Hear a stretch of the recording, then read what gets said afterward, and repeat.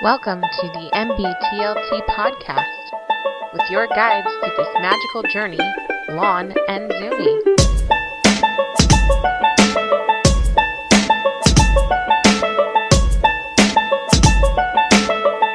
Welcome back to the NBTLT podcast, the only podcast that has the balls to call Chuck Norris a pussy. I'm Chuck Lon. Norris, you're a pussy. I'm Lon, and of course, as you just heard, I'm here with Zumi, as always. How you doing, bud? I'm doing well. What's up, guys? Yep, just another week, another day.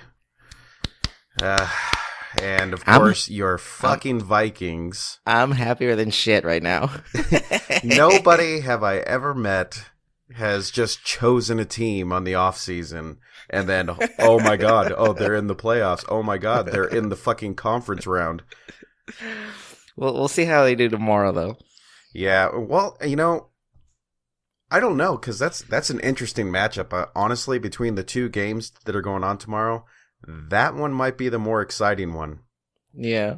I know a lot of people are going to watch believe. the Pats one, but, you know, I still think that, yeah, hashtag believe. You're such a dork. But it's a really cool matchup, the two teams, having Philadelphia, who has a decent defense and a pretty okay offense, you know, against the Vikings, who have a really good defense and an okay offense.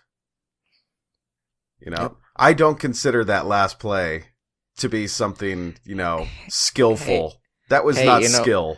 You know what? All that guy had to do was open his arms. Yeah, that's it. He just had to fucking tackle him. What was he doing? Like, dude, he bends down. I don't know, but he knocked at one of his teammates out. Oh, dude, when I watched it, you just tuned me on to Bill Burr's commentary on that. His reaction is the same one I had when I'm watching it, going, "Are you fucking kidding me?" It's so funny because I was listening to that on my way back yesterday. Yeah. And the whole entire hour that he did on that podcast, he's saying, I have the game on, and you know, he's going through the scores, and he's all talking shit about how the Saints are gonna come back and stuff, and he's like, I fucking called it. Called it. And then he's about to text, I think it was Versi, say, and he wrote like, see, I fucking called it. And he's like, well, maybe I should wait. Maybe I should not. I should not send this.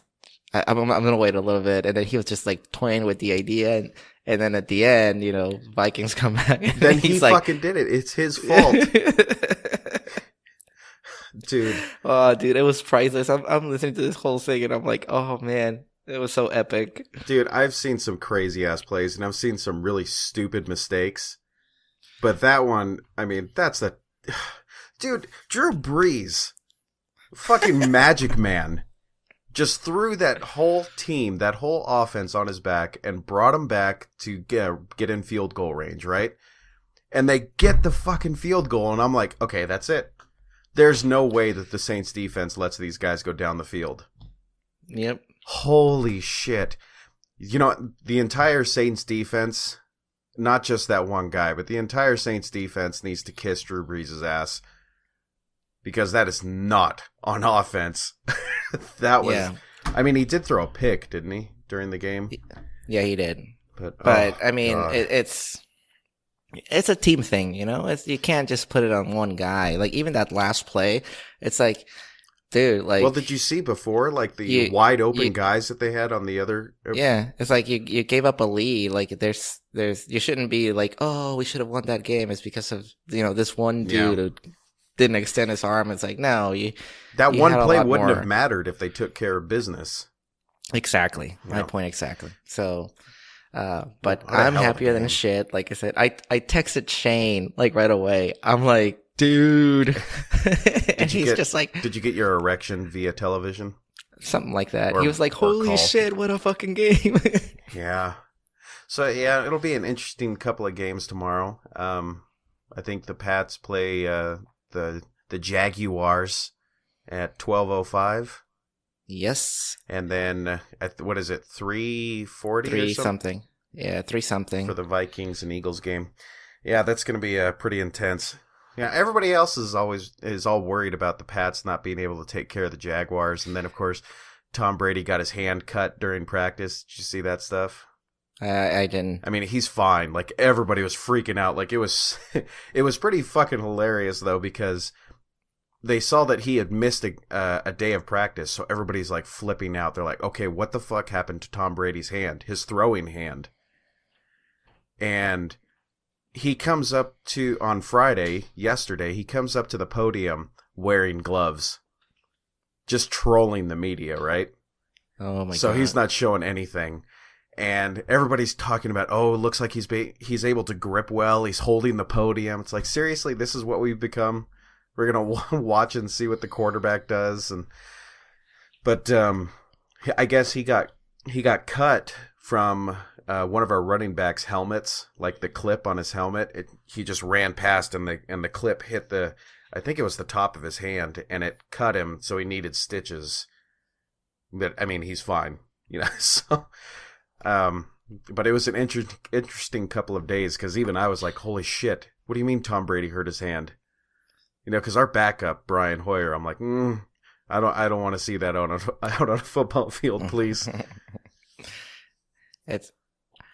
I mean, I think I told you this. I don't know if I mentioned it on the last podcast, but remember my dad was saying that how boring would a Super Bowl involving the Jags and the Vikings be. It's like you kind of need. Interesting, you say that. you kind of need. You kind of need that one powerhouse team to be in the Super Bowl, so you can have the underdog. Have the underdog, but. Well, that's the thing, is that I hope the Vikings do make it to the Super Bowl, because I'm confident that the Pats could beat the shit out of them. Oh, whatever. I am. I'm not trying to be a dick. All I'm saying is, and it's like I said before, if the Vikings lose tomorrow, I'm not gonna feel bad, because they had a great season. They had a great season, so they made it. They're making it to the NFC Championship game.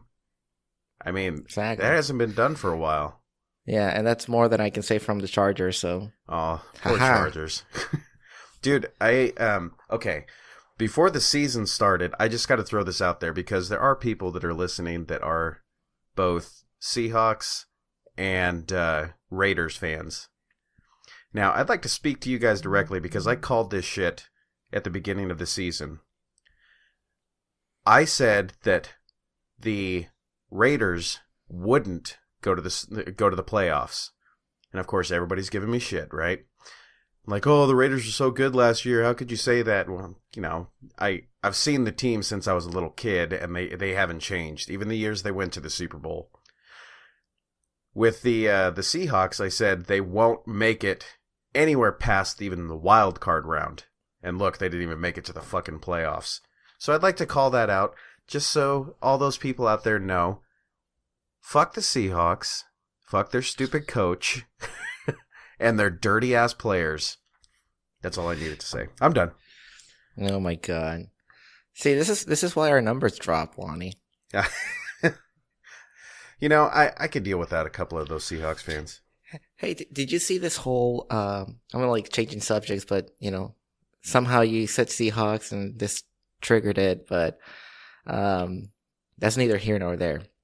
Did you see this whole new movement that they're trying to do with the electoral votes? So it's like another anti-Trump campaign that's going on, where they're trying to get so that the president that gets the popular vote wins. Are you serious? I am dead serious, dude. So it's like California, all the fucking liberal states are involved in this. Of course, and they have so far. Like, I think they need like 276 or something like that, and they have like 175. So they're trying to get like, never again do we want to elect a president that didn't win the popular vote and all that stuff. And I'm like, dude, Mexico has that. That shit doesn't work. Yeah, that's why this. I don't think people realize the importance of the Electoral College, because it's not just about the numbers. Because when you're in concentrated areas like Los Angeles or Seattle or New York, I mean, you're not going to get much contrast in party. It's going to be liberal. All the big cities are liberal. Exactly. And every single if the United States goes by popular vote, dude, it'll be run by fucking liberals. Yeah. For the rest of our lives. It's no, fuck that. No. Well, they're kind of running into an issue now. The Democrats are, because they're basically responsible for this whole government shutdown that's happening on Monday. Yeah. Because they refused to, vote for the spending bill and everything. Correct. So what's happening is, okay, first of all, government shutdown is not a government shutdown. That's a term that was concocted by liberals. And basically what a government shutdown is they're stopping certain groups and bureaucracies within the government from doing work because they can't pay for it. Well, with the military and all of the other, services that are available, those still run. You will feel nothing as a regular citizen. Absolutely nothing. The military might not get paid, though. That's the one thing, but they do get their back pay once everything gets fixed. But here's the thing, is that all they had to do was pass the spending bill, which had most of the things from before Trump was even in that the Democrats actually wanted. The only reason they're not voting for it is because it's Trump. Right. Trump could come out and say that we have the cure to cancer. All we need you to do is sign off on this bill so that we can disperse it. And they would say no. I mean, it's just the principle of the thing. The whole party economics bullshit needs to stop. Because it's like, do you even give a shit about all the people that you represent? And they're making it completely obvious. So I don't know. It just really pisses me off that, everybody has to freak out about the government's going to shut down. You won't feel a thing. Right. They will, though. And the reason that they won't sign it is because there's no, amnesty for the DACA or the Dreamers. And Trump says no. And the Republicans say no. But if you look at it, those are their voters. All of those popular votes, we're finding out later on, are done by people that are not voting in the right state. They're not even citizens. That's all their voters. They're freaking out. They're like, we have to have them as citizens because they're our voting base. I mean, that's how Al Franken got elected. It's just insane to me. Yeah. Enough said. Yeah. So, you saw Blade Runner? I finally saw Blade Runner. Dude. Seriously, I got emotional. Dude, it was how fucking beautiful was that story, though? Very. And harsh. I didn't expect it. I was really hoping that, we can talk spoilers, can't we? I mean, if you haven't seen it, it's out on Blu-ray now, so... Yeah. But, okay, so spoilers. I mean, the fact that he wasn't, he totally thought he was his son, right? And then right, yeah. He finds out that that memory was implanted on purpose. And that his daughter actually knew when she saw the memery. Because it was her memory. Well, right, but the thing is, you've been warned, audience. So if you haven't seen it, just skip through this, I guess. But the thing is, when he gets captured by the other replicants, yeah, the leader, I can't remember her name, but she makes a statement saying that every other replicant had the same memory implanted. Oh, that's right, and we all wish we were the one.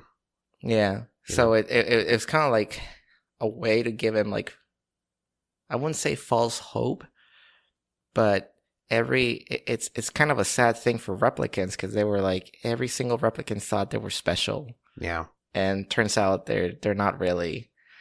And so brutal.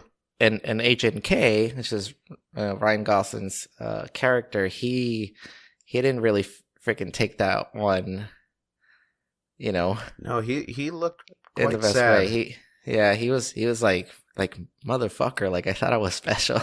Yeah. But the fact that he kind of comes to terms with it, and he kind of just realizes, yeah, I'm not special, but I can do something special. Right. And there's a lot of I was watching some analysis of it, and I was right about one, but I know I missed a few. So it's definitely a movie that I'm gonna watch at least 3 more times just so I can get the whole thing. But there's a lot of metaphysical stuff in there too, and it's really deep. So for example, I don't know if you notice one of the first things that I noticed was the name of his girlfriend, I guess. Yeah. And her name is Joy. Yeah. And the girl that's after him, the one that just beats the shit out of him, mm-hmm. her name is Love. Yeah. So I thought that was beautiful. The metaphor that they had about how, he wants joy in his life and stuff, but love just comes and beats the living shit out of him. And it's just like, oh man, that's super cool. Dude, I will say oh, go ahead. Well, I was just gonna say, and the other one that I saw, and I kind of missed, I saw this analysis, and they were talking about the eyes, like how the ads of Joy, they have just the black eyes. Yeah. And it's because there's no personality installed into that ad. Yeah. Well, because you're kind of wondering throughout the movie, after some of those things happen, you're like, okay, does she actually love him, or is she just programmed to do that kind of stuff? Right. And it kind of makes you, it kind of hints that the answer is yes, that Joy actually develops a genuine love for Kay. Yeah. And that scene is done when she goes out for the first time and she the rain is just touching her. Yeah. That's when you can actually see I'm actually in love with you. Yeah. So I thought that was pretty cool. It's the metaphor about, the soul is in people's eyes or whatever. Yeah. Or they're the windows to somebody's soul. So when it's just an ad, it's all black. Once they get their personality and stuff, they have regular colored eyes or whatever. Well, did you see the contrast that they had with Wallace as opposed to Tyrell? No. You remember Tyrell from the original movie, right? Yes, I do. Kind of a lanky man, very to the point with what he said, very meticulous, not very poetic. No. But he had the big ass thick glasses, right? Mm-hmm. But Wallace has artificial eyes. Right. And then, of course, Tyrell had the short, clean haircut, and then, of course, Wallace is this kind of rock star looking hair. and then, what was it? Tyrell has absolutely nothing done to him. He is pure human, no modifications whatsoever. And we see in this new Blade Runner, Wallace is that dude's upgraded to the max, and he's very eloquent in what he says, as opposed to Tyrell, who just wants to get his point across. So I thought it was interesting, and that with all of that, all that class, all that not meticulous, but poetic type speaking, very Shakespearean, with all the modifications that he did to himself, the stark contrast that he cannot do what Tyrell did, even with all of this stuff. Yeah.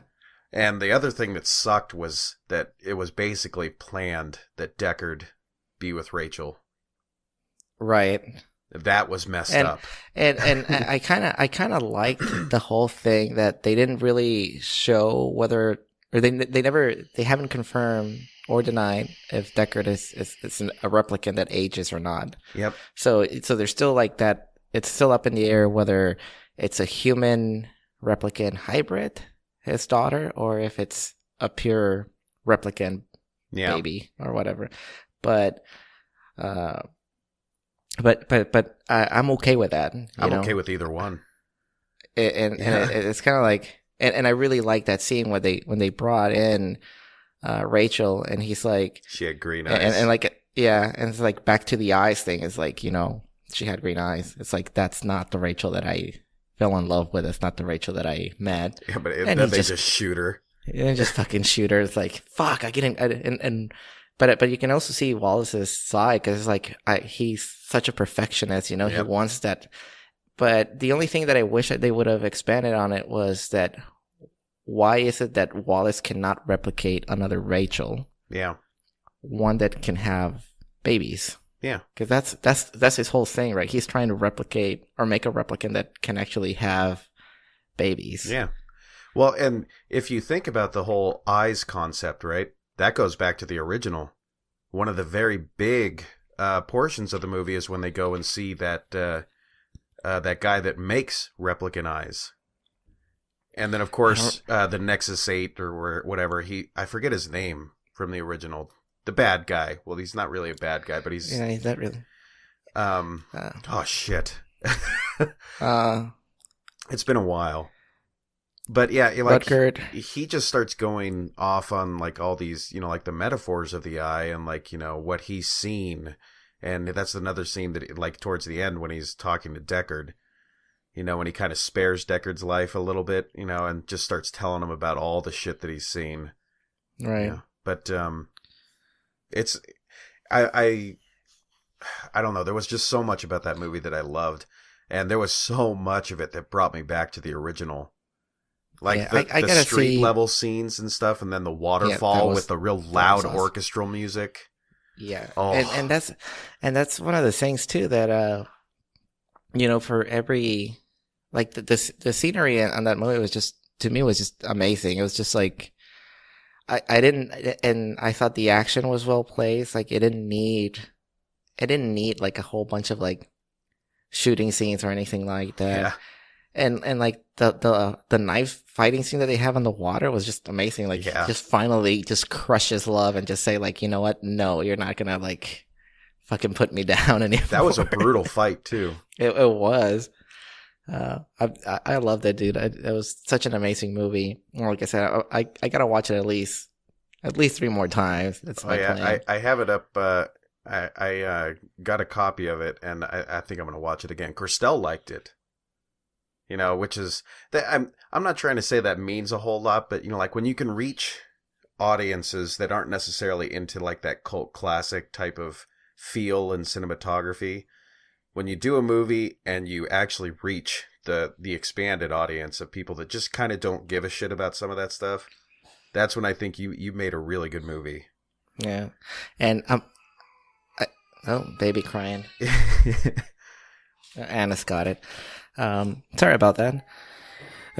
So as you can tell, I still don't have my recording room ready. My landlord's fucking up. Taking a sweet ass time. But anyways, but I had to say, Lonnie, and I'm sorry. I know I bring it every single time that, but, Dune would have looked like this. Yes.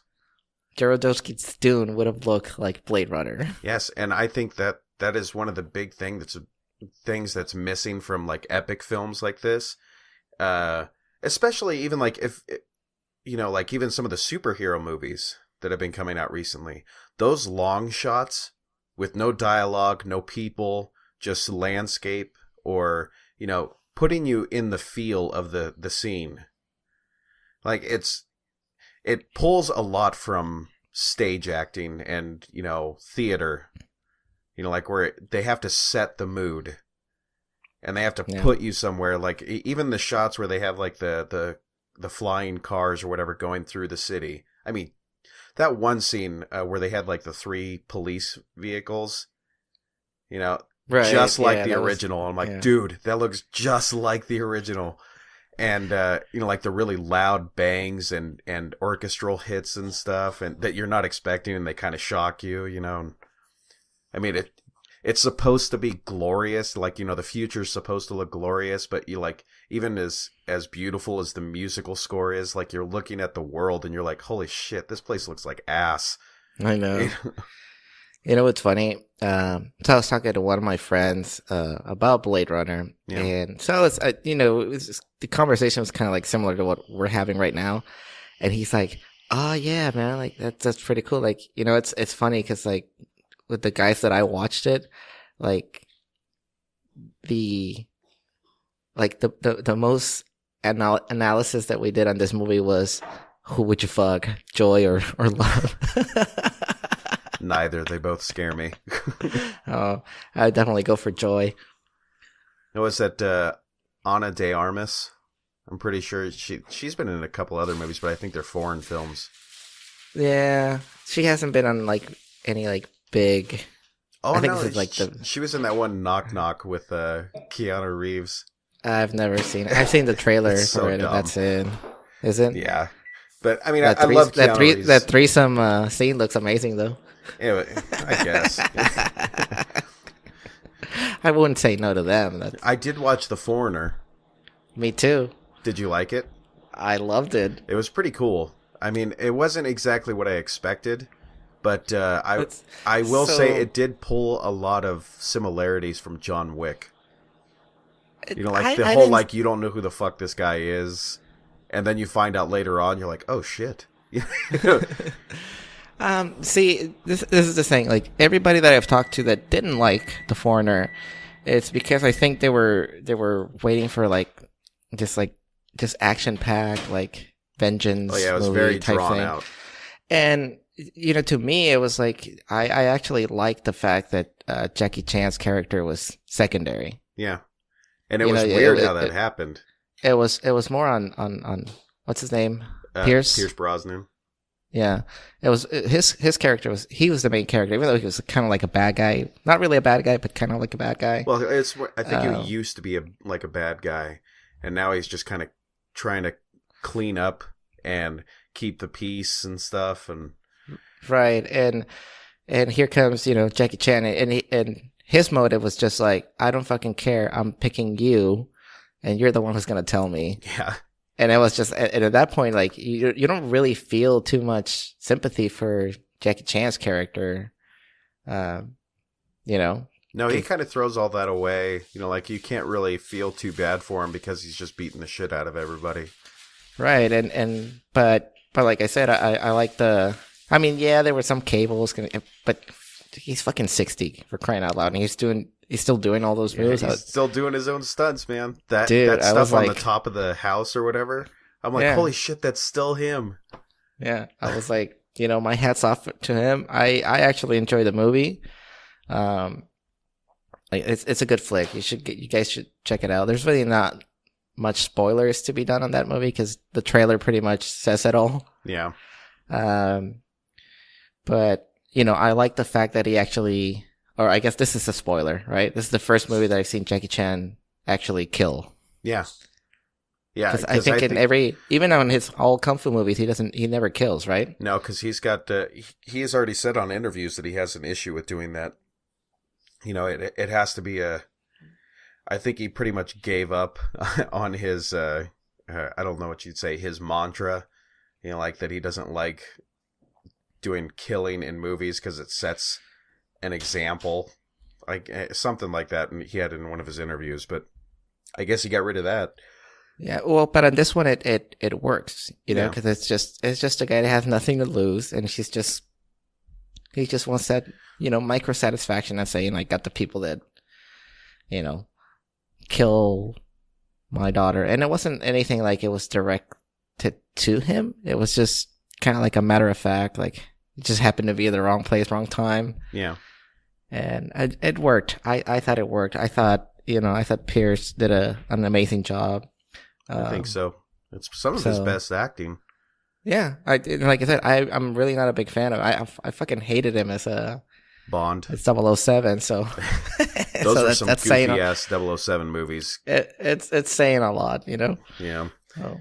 I still like Daniel Craig. Yeah, I think Daniel Craig's amazing, and I hope he comes back. Yeah, me too. That's the rumor. The rumor is he's coming for one more. Yeah.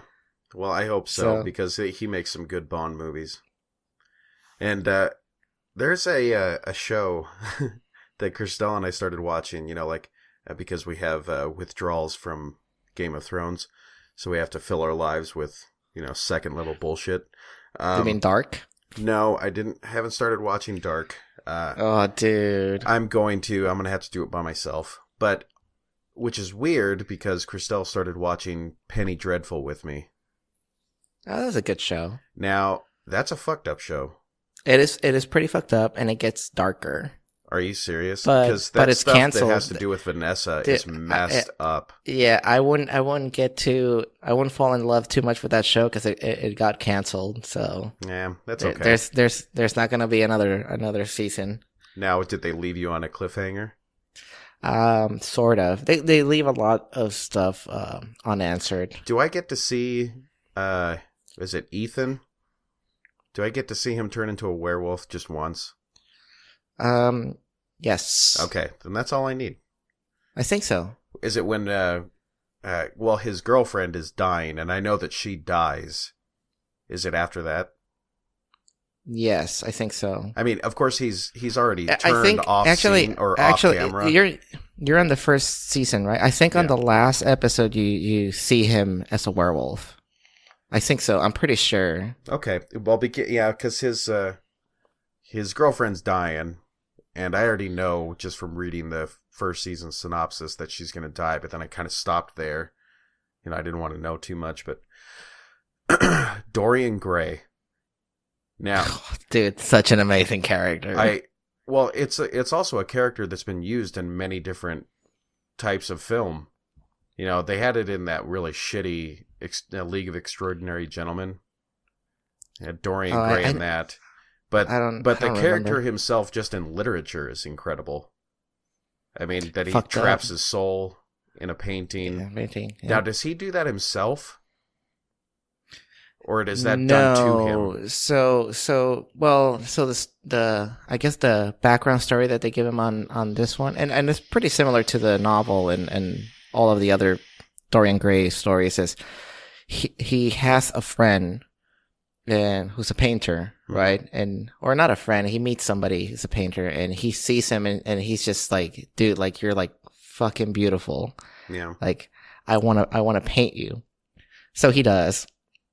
And then, after the painting is done and they open it to the public so they can see it, he falls so much in love with the painting, Dorian Gray, that he says he wishes that he would remain as he looks in that painting for the rest of his life. Which is why he can heal and stay young. Right. Now, how old is he really? I think... Well, they don't really say in Penny Dreadful, but in the novel, he grows out to be like 100 and something. Jeez. And dude, it is fucked up, all of the stuff that he does. Yeah. like orgies, he gets drugs, bored. and all that. Yeah, and so he never ages, but everything that he's doing to his body, the picture starts reflecting in. Yeah. Yeah, no, dude, it's a messed up story. But yeah, it's a fucked up story. I don't know if it's as bad as Vanessa's, though. Vanessa's story is pretty messed up. And like I said, they explore it a little bit more on season 2. But, I mean, just if you watch season 1 and you just end in season 1, you'll be fine. Like, because like I said, like, once you find out there's no more, you're like, fuck. Well, Christelle and I both started. And how nice was it to see Josh Hartnett? Is it Hartnett? Yeah. Again. It's nice because he's a great actor. Yeah, and he just hasn't appeared in much, Yeah. I think he's one of those people that took some time off. And then I saw just the other day Joe Rogan had Mel Gibson on. Oh, dude, I was actually listening to that podcast on my. That's a good podcast. It was a eye-opening 1-hour podcast. Dude, I could listen to his voice all day long. I kind of wish Mel would have talked a little bit more, but it was more to promote the other doctor. Yeah. And motherfucker, dude, I want to go to Panama. Yeah, I want to go get some stem cells. I will want to see if that can help my dad, with his freaking trigeminal. You should email Joe Rogan. Right. Seriously, why not? It's what is it?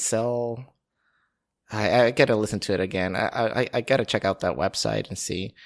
But I know that they were saying, you can do some of that stem cell therapy up here. It's just that the umbilical cord stem cell therapy is not legal here, and that's correct. the best kind. So you can't really do anything. Yeah, you can do your own, but the one that's legal or in the States is the one for leukemia. I think it's leukemia, so bone marrow disease or something like that. Yeah, when it's they do something the like that. transplants. It's not really like trigeminal, but I think trigeminal, because there's a lot of inflammation and like the way the doctor was explaining on how that works, I think it'll actually help my dad, but Hey, I don't know. It's worth a shot, right? But then again, like they didn't really talk about prices, and I kind of wish they would have talked about money, because it's like, dude, this is only. It sounds like it's only open for like rich people, Yeah, if you got rich people traveling to Panama to go do it, I can't imagine that it's cheap. So that's the only downside to it, but tell me, Mel Gibson does not have a soothing voice. He does, dude. I am jealous because he's got like that. As I'm listening to the podcast, I was at work, just had my headphones in, and I'm listening to it. I'm like, I started to get tired because I'm like, dude, if this guy just read me like peaceful books or something like that before I went to bed, I'd sleep like a baby. But yeah, him and then that other guy that you were telling me about that I sent you the video of. Oh my god, the NFL analysis guy. Yeah, Colin Cowherd. His name. Colin Cowherd. Yeah, those guys. Yeah, he has an amazing voice too. Yeah, and because I kind of wish he's got like the depth. Colin Cowherd. He's got like the depth of his voice, but it's not deep. You know what I mean? It's like an old grandpa type of voice. Like an old cowboy grandpa. But yeah. So I'm thinking about getting a vasectomy. What? Yeah. Why didn't you get the Switch? The what? Have you seen that one? It's now you can get a Switch installed on your thigh, kind of like your lights. Have you a light switch? Yeah. So you flip a switch inside your thigh that they install. So when you flip it, it cuts out the the semen or whatever, and then when you're ready to have babies, then you turn it back on. That sounds pretty invasive and expensive. I'm not even making it up. It's real. I don't know, man. You can have a fucking switch. But I don't think I want any more babies. I mean, you do have 4, so yeah. I got a pretty full stable here, So I don't know if having one later on, like I'm already 33. I don't know if I want to have any more beyond that point, because I don't want to be an old grandpa dad. Like grandpa dad. I don't want to be like 65 when my kids are like 15. That's not right. Cool. No, I mean, yeah, but I mean, it goes the other way too, right? You don't want to be like 25 and and your kids are 10. Yeah, something like that. Yeah. I would say like it's not cool if both of you get ready to go partying or to the same party. Yeah. I don't think that's cool. Yeah, it's not cool. Not at all. Yeah, it's not like Gilmore Girls type stuff, which, by the way, Christelle watched the entirety of those seasons, and I tried to get into it a little bit, so that I could kind of, talk to her about it. Ugh, I can't, dude. It is so fucking bad. I mean, it's a good story, I guess, but that show is shit. Sorry to all the ladies. I wouldn't know. So, my kids and I watched the new Godzilla anime that's on Netflix. Is it good? I liked it. It was pretty good. Yeah. It's only episode 1, but it's like a full movie. Like it's an hour and a half. I don't know how many parts are gonna make or whatever, but the animation is done really, really well, and Godzilla looks pretty cool. Oh, well, neat. And the main character has a line at the end. It was just one of the most amazing lines that I've heard somebody say. I won't spoil it. Oh, so I have to watch it now. Yeah, so you can go watch it and Is it just see a movie? Technically it's just a movie. Is it like a 45-minute movie, or is it like a full No, hour it's and a half? an hour and a half. Okay.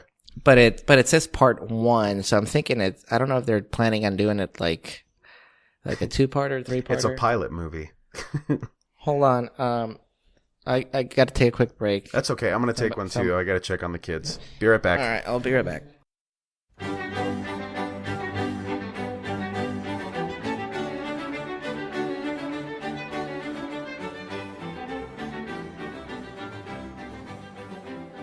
And we're back. Sorry about that, guys. Had to check on the kids. Both of us. We're always sorry, but we're never sorry. I'm not really sorry. It was only 2 seconds. God damn it. I was just taking care of the reason that I'm getting a vasectomy.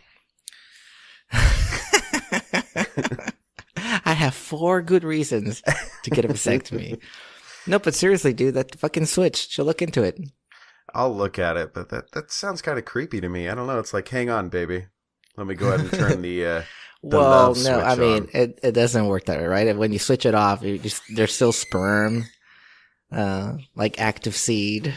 Yeah. You have to wait, like maybe jerk off like 10 times before you're shooting blanks. Oh, so you can do it within the hour. Yeah, something like that. You got to empty the clip. It would be like, well, for all those old guys like us, like there's something about Mary. Yeah. You've been going out with a loaded gun, man. Holy shit! I've been going out with a loaded gun. I gotta empty the pipes. As funny as that movie was, that statement is absolutely true. You think so? I know so. I'm not going to say how I know. I just know. Do you remember getting like the fucking massive case of blue balls when you were like dating? Yeah, of course. Fuck, dude. I still get that. Yeah, me too. And it's such an awful feeling. Yeah. And as much as you think that like jerking off is gonna like help relieve that, it really doesn't. Nope. It doesn't. Like you get that instant relief, and then it's like, oh, the pain in my balls is still there. Oh my god. I would say that it just, in theory, I think the pain is about the same as what a woman feels when she has like, menstrual cramping. Well, I guess they get blue balls too. Yes, because it's basically just like it's basically like the testicles are, pretty much the same. Not necessarily, but they're pretty much they cross over to a female as the ovaries, right? Yeah. And so they get the cramping and all that stuff, when they get blue balls, But, yeah, it sucks because they're preparing, right? They're prepping. What do you call those? Blue eggs? I guess. You call them robin eggs. Robin eggs? That's so nasty. But speaking of that, I did start watching Big Mouth. And, okay. And I'm watching it with Christelle. And in fact, not only am I watching it with Christelle, but she's the one that suggests we put another episode on. Really? I told you she was going to like it. Dude, it's... I like the girls' hormone monster better. Oh, she's amazing. She's fucking hilarious. I'm going to go sit in a bubble bath. Fucking rage. Call her by her first name now. But like I said, when they show how females react to it, that was actually kind of eye opening for me because it's. Oh yeah, I was like I look over at Christelle and she's just nodding and laughing. Wasn't it funny? Like the kids' reaction when they're like, "Girls get horny too," and it's like, "What?" and their head explodes. Yeah, like that's how it is for guys. Like, wait, what? And like, girls get horny? What? Yeah, yeah. That was a weird realization when I was a teenager. Like that. Girls think about sex almost as often, sometimes more often than guys do. Right, but they just don't express it the same way. Yeah. They like everything around it, like his sister was saying. We like everything around sex, you know? What was his name? It's a good show. The guy in the book? Oh, What I can't was remember. his name? It's something like Ramon. I don't know. It was pretty Some funny. weird Esteban. Esteban. I don't know, dude. It was funny as fuck, though. Do you know that guy that plays guitar named Esteban? I do. Really good guitar player. And then he has all those training videos and stuff. Kind of a more weird guy, you know. He's one of those dudes that grows out his fingernails so he can pluck better on the guitar. But amazing guitar player. You know who he reminds me of? Mickey Rourke. Like an Italian version of Mickey Rourke? Yeah. I don't know if he's Italian or not. Italian. Yeah, I don't know, but it's pretty funny because I see him. I'm like, holy shit, it's Mickey Rourke. So have you seen the one with the porn space episode yet? Porn space? Is it like a okay? No, it's okay. So that'll make more sense when you get further episodes. Well, we might watch some tonight. Tonight's our cheat night, so we're kind of filling up on the junk and all that stuff. So, all right. Well, the porn space is a place where a guy or girl can fall into where, and the way they explain it is really, really cool. It's just like when you get so fucking out of it, like you get so deep into watching porn that anything related with sexuality or intimacy just goes off the back. Like the way the Hormone Monster explains it is like, if you spend too much time in the porn space, you will never make a intimate connection with anybody ever again. That's deep. Which is kind of what porn does to you. Like, it just desensitizes you from sex, where, you make everything so nasty that, it's just nothing turns you on, type thing. It's really deep. Like, I like that episode. It's a really, really good one. Do you remember McLeod saying stuff about porn back in the day? Like, dude, I remember. Dude used to have the weirdest taste. Dude, like I said, it's scary I stuff. I remember a story by, I guess I can mention her name. Well, we'll just call her Kelly. Okay. I remember she was telling a story. It's like, she's like, dude, the first day I get here, Ken McLeod comes in and tells me, like, hey, you want to hang out? And he opens his dorm room, and there's a fucking machete hanging. And it's like, a fucking machete. Like, no, I'm out of here. It's classic Ken. It's like, no, I'm out of here. Dude, I mean, you would never expect it from a guy that looks like he does, right? Because he's a Spartacus looking motherfucker. He has like the chin, he has a clean perfect cut chin, and then he's got like that Ivan Drago haircut. Exactly. He has like a patch of white hair on his left side. Yeah, he's all distinguished and shit. If I ever saw McLeod wearing a suit, I would think that he's like an Abercrombie model or something. Right. Like, he was ridiculously good looking for a guy. And then he also had like the charm and everything. But then as soon as you're alone with him, it's like this darkness opens up. Yeah, all of his demons just come out. It's like, dude, check this out. And it's like, I'm not into. He's like Esteban. Yeah, Colombia's taking a shit. Yep. It's like, fuck. But he also had there was one time when he was telling me about all this porn that he watches, right? Like, he's like, yeah, the other day I was watching this pig and like, I don't know, like a chick fucking a pig or something like that. I'm like, oh, okay. And he's like, but you know what? Oh, I think I'm gonna go back to vanilla for a little while. Clear my jets or something like that. I'm like what? He's like, yeah, sometimes you got to go back to the basic missionary, and get you back to a normal space, so you're not getting all weird. Dude, seriously, I don't know how that guy's married. Yeah. Either his wife is a freak or she's like super conservative. Right. Because he's only go into that. Like, he can't do things, so it just gets him more excited. Yeah. I don't know. It can only be one or two ways, right? Yeah. Oh, we were, Christelle and I were talking about, you remember Frank Steiner? You know, it's that little train car restaurant right next to our apartments where we lived. Yes. Okay, you know, like on that street on 2nd Avenue, you know, you had Alvin and James' apartment. Right. You know, do you remember us getting in trouble, or not getting in trouble, but getting, you know, talked to by his neighbor all the time? You know, like about smoking cloves?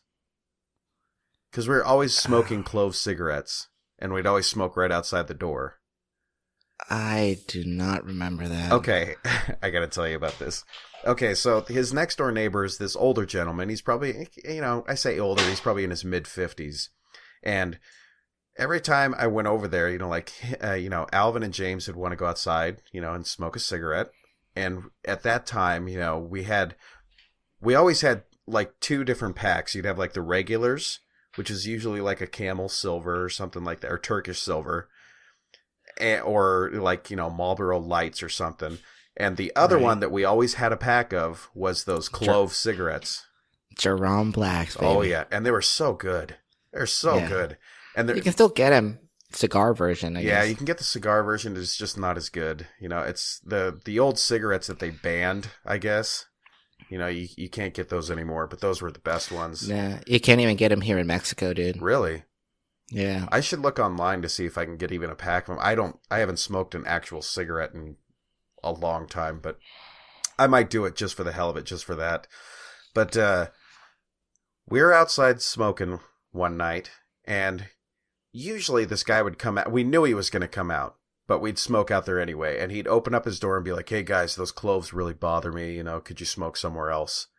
Well, there was one night that Alvin, having his, you know, I don't know exactly what was wrong with him, but he was in a bad mood, right? So we go outside and we start smoking, and James is out there, I'm out there, and Alvin's there. And the guy does the same thing. He opens up his door and says, "Could you guys please smoke somewhere else? Those cloves bother me." And Alvin goes, "You ever think about putting a blanket over your door?" Right to the guy's face. I'm like, oh my God. Holy shit, Alvin. And the guy just looks at him and closes the door. I'm like, dude, I think you're about that close to that guy kicking your ass. You ever think about putting a blanket over the door? Dude, that is fucking rude. That's pretty rude. Yeah. Oh, good times. But the guy didn't do shit, though. No, he didn't. Didn't they have a cat? Dude, I have no clue. I don't know. They had multiple cats. I don't remember multiple cats. I just remember they had nothing. Like, absolutely nothing in that apartment other than their computers and an air mattress in each room.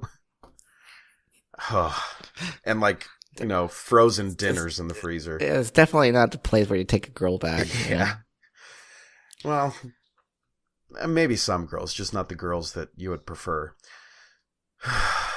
So tax season's coming up, buddy. So what? Taxes? Yeah. I got to do mine on Monday. Really? Yeah. Why Monday? Well, because I scheduled it for Monday, so I can get them faster. I still haven't gotten my W-2s or any of that stuff. My job is pretty good. They do the W-2s on the second paycheck of the year. Oh. So lucky you. Yeah. And I got my 1098s, you know, for my taxes, for the property taxes, and then I got my 1098 from school. So I have a question. Are we getting penalized this year or no? No. I don't think, I'm pretty sure you're not. I think that's gone. The individual mandate should be wiped out. Because the money wouldn't go anywhere, right? I mean, because they're not accepting that anymore. So the penalty would just be like this extra fund where there's nothing that it goes into. You know what I mean? Okay, I see. So if there is, I mean, people are getting fucked. Because there's no reason for it. That's why I think that the child tax credit increase is happening on this refund. Not this year, but this refund. You know, so from now on, and because it's, like I said in the last podcast, it's a policy. It has nothing to do with your taxes. You know what I mean? Makes sense. Yeah, it makes sense. But all the other stuff, like the new taxes and stuff like that, yeah, obviously that's not going to be on this refund. Right. So, okay. I mean, that helps It helps me. Now, don't quote me on that because I'm not a fucking accountant. But right. No, but if you're right, then it helps me a lot because I already have like a couple of expenses that need to happen. Yeah. Like I already have an idea where that money needs to be allocated, and a lot of it is to pay debt. Yeah. So, well, unfortunately, I had to replace some plumbing the other day. Had to actually call a plumber and pay like $380 to get a couple of pipes replaced because the bathtub plumbing, like as you're walking down the stairs to go to the basement, there's kind of a hole cut out like right behind the bathtub in the bathroom upstairs. And it's to get to the plumbing. And the guy that lived here before did it himself when he put the new tub in, and it's just basic PVC pipe. So of course it broke one night, and I wake up to Christelle this is like exactly at 6:00 in the morning, still dark outside. She wakes me up and says, the water is leaking down into the basement. And when I heard that, I'm like, okay, I gotta go fix it. I'm thinking like, there's some water dripping. Dude, I opened the door to the basement, and it is pouring like a waterfall. And I'm like, what the fuck happened? Well, one of the pipes just kind of separated from the other one because it's cheap PVC. It's not code. And I had to I was trying to put them back together just to kind of like stave it off until I figured it out. And that's not working. I'm in my fucking boxers.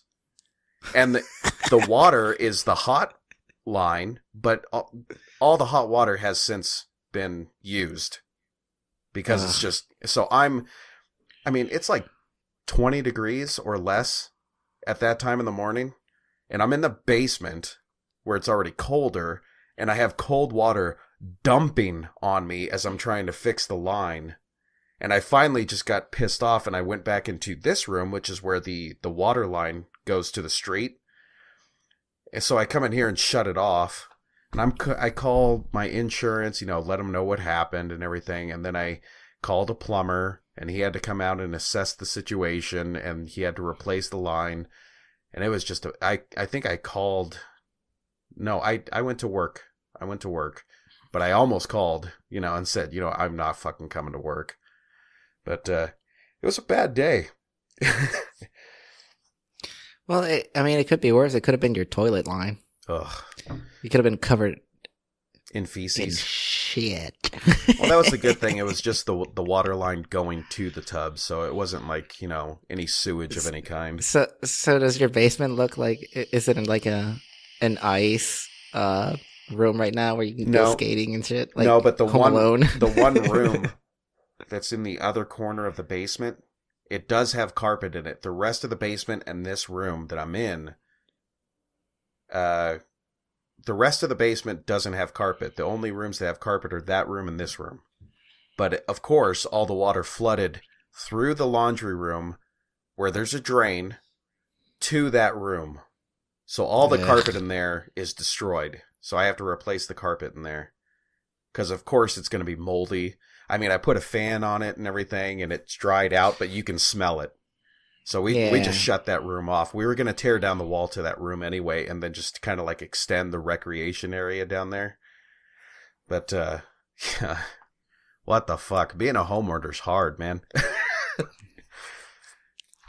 So this, with this tax return, we're going to be doing some upgrades. I think ultimately what we're trying to do is, like refinish the entire basement, besides a couple of rooms, and going to put a bar in, and then like kind of like a family room, where you can watch TV and stuff. But we need to put a fence back there in the backyard. And I'm actually going to see if I can get a permit to get it higher than 6.5 feet. Because I want like 10-foot fences. You're not in Mexico, though. I know. Just in saying. case you ever visit. Oh my god! You got to go I through will customs. I will create a narco tunnel, Speaking of which, how is that show? I haven't watched an episode. dude. It's fucking amazing.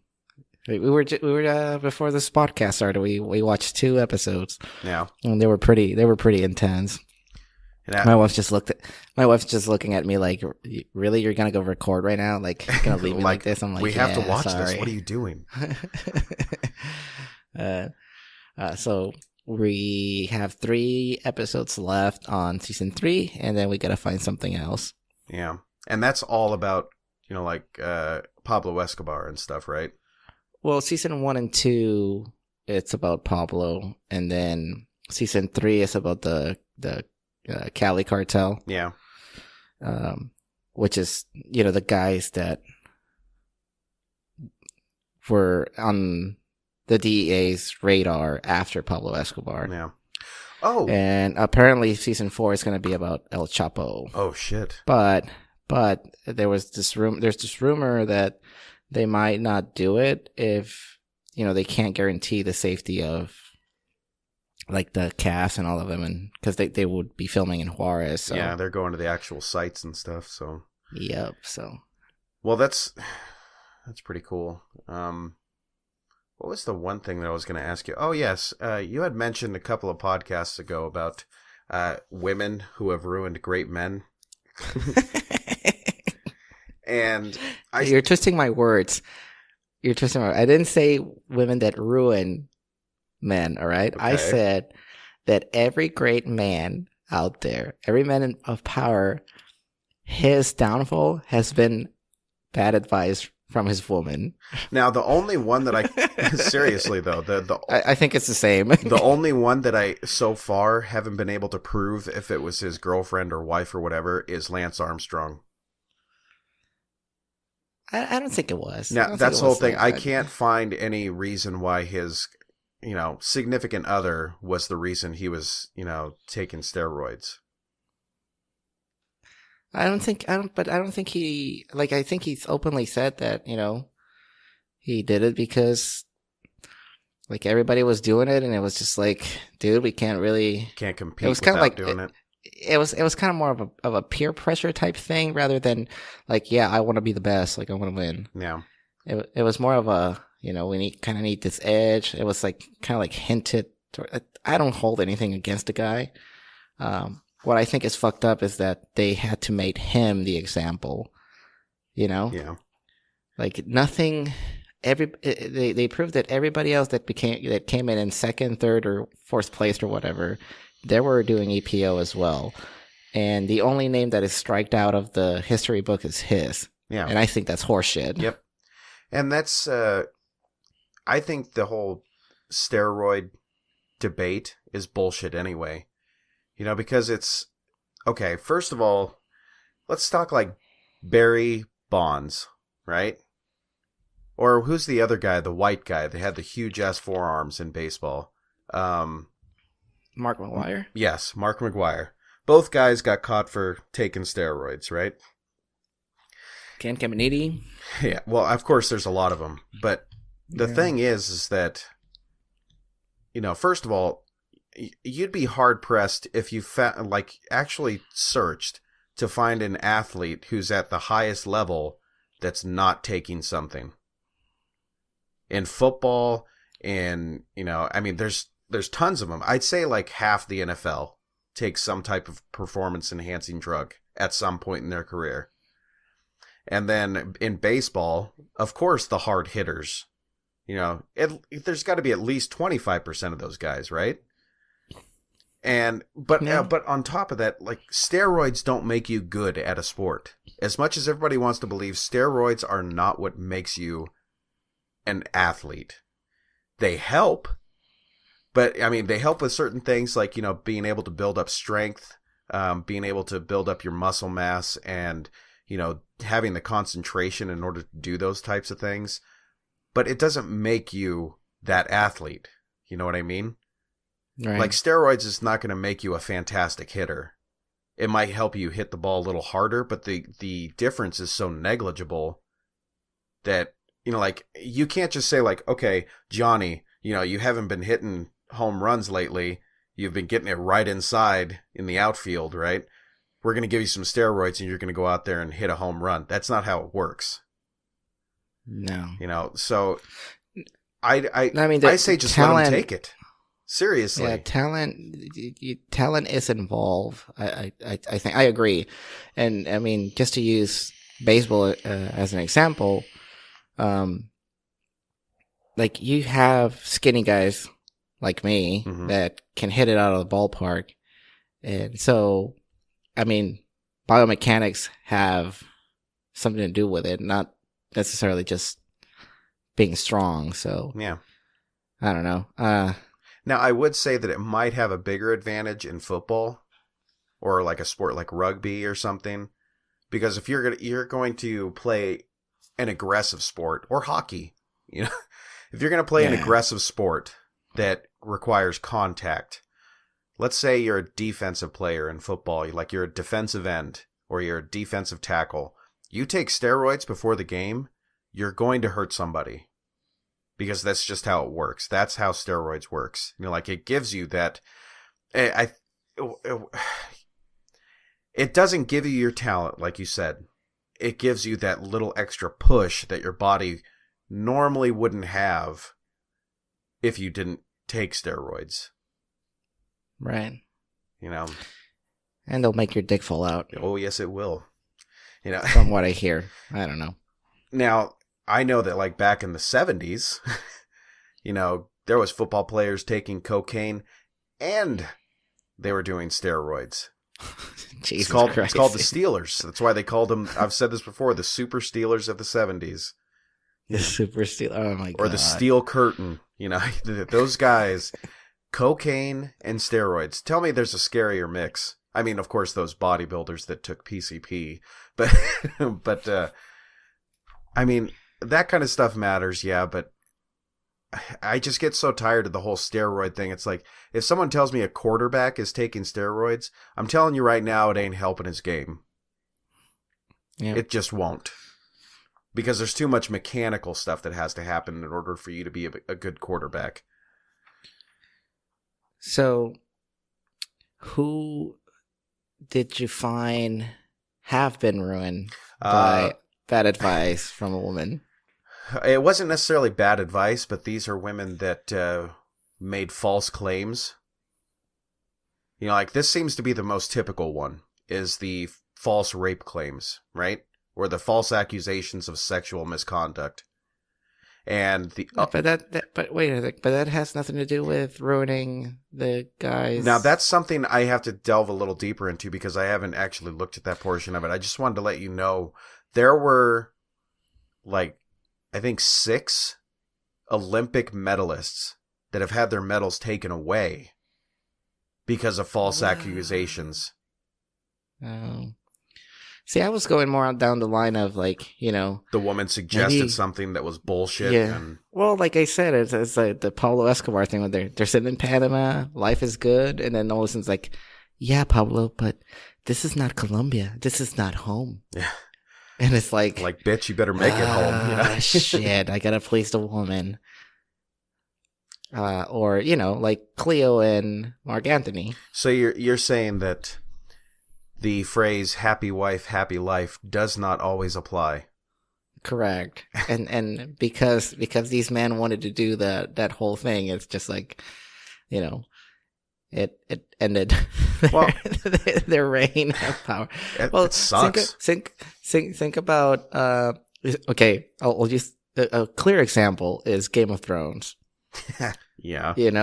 Ned Stark in the first episode gets that message or whatever, and he's like, "Yeah, I really don't want to go with Robert. I think I'm going to tell him no, even though he's my friend and he's the king. I'm going to tell you no." She gets the letter or whatever, reads the letter, and she's like, "Oh, no, the Lannisters are bad people or whatever. They're now you have to go with Robert to protect him." And it's like, fucking Catelyn. bitch, you were telling me not to go. And, one decapitated head later. Episode 9. You got the red wedding, all that shit. It's like, yeah, you brought that upon yourself. You killed Ned Stark. Yeah, that was brutal, dude. That kind of situation gotcha. is where I was I'll going. look this up because I got to find some of So- this stuff because it's so. So If of course, I'm a guy, so I'm going to have a different view than women will. But if I'm married to a guy that, let's just say he's an international drug lord, successful international drug lord, right? If he tells me we have to move here because it's a non-extradition country and we'll be safe there and we'll be able to live out the rest of our days in relative wealth and peace, right? Well, it looks like I'm not going to see my family anymore. But at least I'll be taken care of. But that's how I think. Like, because I'm a guy, it's logical. It's like, I understand what you're saying. If we go here or here or here, pretty much anywhere that's not where we're at right now, we're going to get fucked. Like, this is but where it's it's not safe. home, Lonnie. But it's not home. But that's what I mean. It's like, why does that matter? What's the point of having all this money, Lonnie, if we can't be at home And if she, with our family? it means a lot. Like I did illegal shit, and this is what I just don't understand. It's like, why? And she probably convinced him that everything was going to be okay. I think, yeah. And then, but here's the thing: towards his downfall, when it was like, okay, shit hit the fan, no shit. Like then she was like, you know what, Pablo? Maybe it's time that you actually turn yourself in. Oh my God. Dude, that is such a bullshit line of events. Oh my God. I would have killed somebody. I would have just gave her that death stare like, really? Seriously, you're going to say that to me right now? And that's pretty much what he said. Like, I mean, not to her face because they were talking on the phone, but he was just like, I'm going to fix it type thing. But I was like, dude, you needed those balls back in Panama. Yep. like 5 or 7 episodes ago. Yeah. And it could have been one of those things. It's like, why couldn't you have just said, I'm going to send you to see your family when I can? Like periodically in a safe environment, oh shit, let's fly him up here. I mean, but you don't stop fucking compromising with people that don't know what the hell they're talking about. You know what I mean? And I'm not just trying to say disrespect your woman, but if she doesn't know what the hell she's talking about, then don't take her advice. or just, don't have a wife. The gays found the loophole. Oh man. Oh, I'm sorry, ladies. We love you. I do, because they can do so much shit that I have no ability or time or interest in. I don't think we have ladies as an audience, but whatever. We might. No, but here's the thing: like that shit, it's the same for. It goes the other way too. Yes. There have been, women in power that they get some shitty advice from their Britney Spears. beta bitch ass husbands. Well, I saw a photo the other day of like Britney Spears when she was quote unquote going crazy, and shaved her head and all that stuff. And it was like, of course, it's right after the events of where her boyfriend Federer, I don't know, the white rapper, right after he pretty much fucked her out of money. And yeah. It like you say, it goes both ways. But with her, it's like the photo had her. She's all bald and she's carrying an umbrella in good weather. Just looked like she's broken down, right? And the caption on it says, "The older I get, the more I look back on Britney Spears and I understand." Yeah. And see that was, I mean, but that was a messed up situation. Like, here you have like the queen of pop. Like what it's like the counterpart of Michael Jackson, you have the king of pop, you needed a queen, and the queen was Britney Spears, and she got fucked, man. Yeah. Like really? It's like she's singing since she was like what, 4 years old or whatever. Something crazy have like all that. this success, and here comes this fucking jackass, and just like it was pure interest. It's like, oh, you have my babies, you got to take care of me. Yep. Dude. It's Fucked up. and because of that, no fault rule in California. Yeah. He got a Gotta give shitload me of money and built his own studio that failed, and dude, why are people so fucked up? I don't know, dude. It's messed up though. But all I'm saying, I guess what I'm saying is, if you want to be successful, don't have anybody. Well, it's basically how it goes, right? Well, or at least make sure that other person is along for the ride. Prenup. I ain't saying she a gold digger. No, it's pretty messed up. It sucks because like that's the thing. Is like when you're finding a mate, like you don't think it's hard when you're young, do you? You're like, oh, I'll just pick one of these. You're like, you got the whole selection. You're like in a grocery store of all these women, and you're like, that one looks okay. Like, oh, that one would be a good wife. And sometimes you get it, sometimes you don't. It goes the same way for boyfriends and girlfriends. But God, it is sure a crapshoot. Sometimes you get lucky. Well, well, like I said, while we're on the subject of like Britney Spears and stuff, have you seen the new Dave Chappelle's stand-ups? He just released. I saw his first one. He just released 2 new ones on Netflix. Go check them out. They're funny as fuck. But he does talk about something that we've talked before on this podcast, and it was about Michael Jackson. Okay. And he made I think the same observation that we did, where he was like, the more I look on these videos and stuff and interview that they have with him, he's like, I don't see it. Yep, I don't see the whole He's kid like, thing. He was like, I think, and like I said, I won't do any justice to the bit that he does, but he was just saying that he saw him technically as like the kid that wants to show off to other kids. Yep. Hey guy, look at this. I got an amusement park. Yeah. Check it out. like I said, I won't do any justice. Check out his bit. It's really, really funny. But yeah, even he was just like, yeah, the more I see it, like, I really don't see that. Yeah, it's I will say it was a difficult choice to make in my decision for him.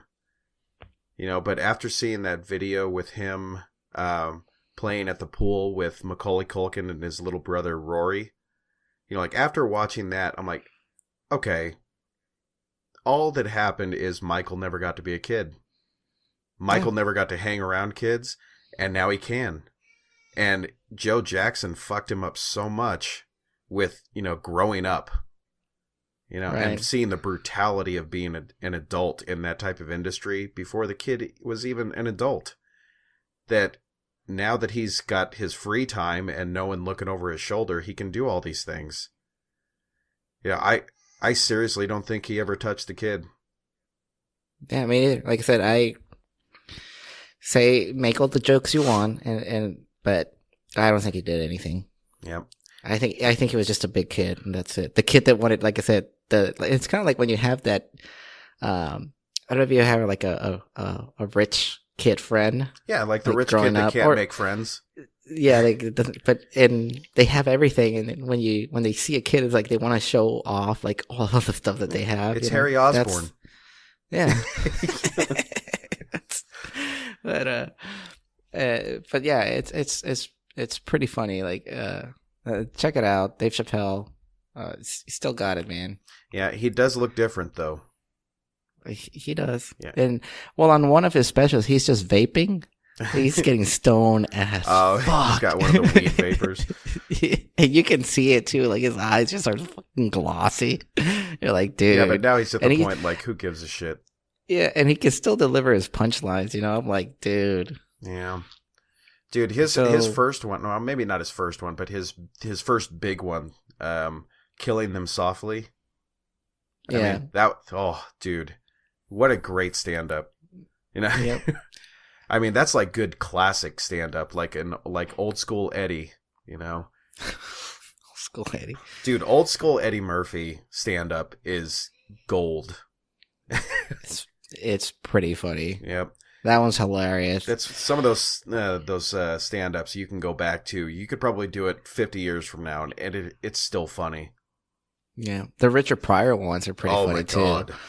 Dude. I cannot listen to a couple of comedians, though. They're just, you know, like, I am okay with dirty comedians. You know, like Louis C.K., he got pretty dirty at times, right? You know, but the two guys that I just can't do are when Steve Martin was doing stand-up. Mm-hmm. He was really dirty. And Bob Saget. Oh. Dude, Bob Saget is on, like, a different level of filth. Like, it's so bad. Like, I listen to it, and it's like, you want to laugh, but you're like, dude, I just can't do it. Like, you're cringing, and of course he does it for the shock factor. The most interesting thing about Bob Saget that I've found is watching that Full House documentary with Christelle. Because she loves Full House. She loves the new Netflix version, you know, and I mean, it's still okay. It's still a good, wholesome family comedy sitcom, right? But the thing about Bob Saget was, like the girls on that show said, you know, we didn't find out till later that he was that dirty, you know, like, because he never acted that way around us. Like, he was just TV dad. Right. You know, he treated us all with respect, and, you know, and that's why, you know, with all of those, you know, accusations going on, you know, about sexual harassment or, you know, rape accusations in Hollywood and stuff, it makes me wonder. It's like, how many of these women are saying it because it's just happening right now? It's like the thing to do. Right. You know, and yes, they may have made offhand comments, you know, some off-color comments, you know, but who doesn't? You know, and that's where I go back to that whole Trump thing. You remember the grabbing him by the pussy comments that he had? I hate it when people are like, dude, that's disgusting. It's like, yeah, last week you were talking about your wife in the bedroom and you were speaking about anal. It's like, seriously? And you're going to give him shit because he made a joke in a locker room. Come on. I don't want that guy as my president. I'm like, dude. Yes, you do. Yes, you do.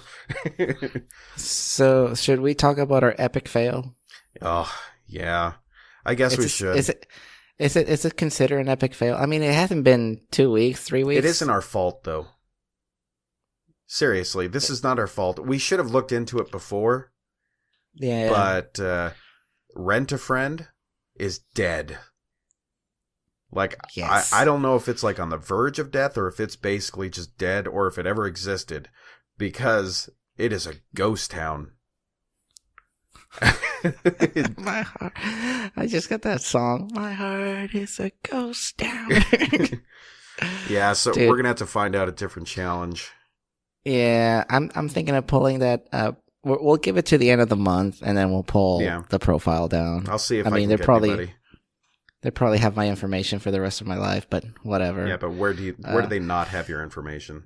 You were in the military, true. Dude. That is true. That is a good point. And so we tried it. We created the profile. I think I created a really, really good, like, charming and appealing profile. But, dude, no hits. Did you use your real name? I kind of had to. Yeah. Okay. Well, I used Sumi just so, you know, to get exposure. Yeah. I was thinking, you know, I would promote myself as well. Like, so for example, like to a graveyard. Exactly. So this is another thing that I did. Like, I don't know if you ever seen the South Park game on Android or Apple. Yeah. It's called Phone Destroyer. Mm-hmm. So I play that game regularly, and I open a team. Right, I have like the banner with the scrotum on the wheelchair, mm-hmm. and I call it a NBTLT podcast, and I'm the only member on my team. It's like nobody's joining. I'm like, self-fulfilling like maybe prophecy. I should go. but right now, like, you know, if you have Android or iPhone, download Phone Destroyer South Park and join our team. Lonnie, you do this too. Okay. like I said, my nickname is really easy. It's NBTLT Sumi. So every game that I'm playing now, like the freemium and all this, I always put NBTLT Sumi, or I put Sumi NBTLT. I'm gonna start doing that. Just to get like a little bit of exposure, and we'll talk about it on the podcast, right? But you can find us there or whatever. But like I said, like right now I have like 0, and I was like, oh, like this will be easy. Like people will join, like I'll share my cards and all that stuff. I don't give a shit about, becoming the number 1 player or whatever. But right now I'm number 1 because I'm the only one in there. I should get you a trophy, participation trophy. But yeah, I was like, it's like deja vu when I saw that Rent a Friend thing, and I'm like, all right. So we gotta do a different challenge. So right now but my resolution is going okay. Like, I was gonna ask you. I started eating some salads and stuff, and definitely I'm watching what I'm eating. And the smoking thing hasn't gone very well, so that's okay. But at least you're eating healthier. Like Christelle and I started the keto diet, and it's really not that bad. The food I actually enjoy, because it's like that whole 4-hour body diet, except we can have cheese. So that was a big thing for me. It's like, if I have cheese, I can skip bread and I'll be okay. And I can skip soda and all that stuff. And, so in the past 2 weeks, I hadn't had any sugar, like 0. And I think a grand total of like 50 grams of carbs. So it was, I think I've lost almost 10 pounds. But really? I usually, good for you. Well, I have a really easy time losing the initial weight. Christelle everybody does, right? Yeah, everybody does. It's mostly water weight, though, but I found it to be a lot easier. Like today, Christelle and I have done our diet throughout the day, but, like once 8 o'clock hit, it's cheat time until we go to bed. And then we get right back into it. And I think we're going to do it for another 2 weeks and then have a cheat day, or not cheat day, but like cheat night, Right. And that way it doesn't, screw up my ketones and all that shit. But I can have whiskey on the ketosis diet, so that's cool. No carbs in that. And Christelle can have tequila. Nice. So we're both pretty happy. But yep, the New Year's resolution is looking good so far. And it's not that difficult, so that makes it even better. Yeah. Well, and I mean, like I said, you just gotta do it. Yeah. Like, and like I said, I've used the cold shower analogy. Like, turn the water to cold, and all the reasons that you think about of why not to take that cold shower are probably the reasons that are keeping you from reaching every other goal that you have set in the past. I do that, by the way. Cold showers? Yep. I do it like 2 or 3 times a week. I should do it every night, because it's really good for you.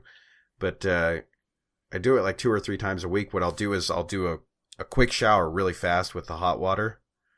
I can get the pores opened up and clean everything, get it all done. And I don't take very long showers. Like it's maybe like 1 or 2 minutes, because I don't have any hair, like I do now because I'm lazy. But get a stinky ball sack, man.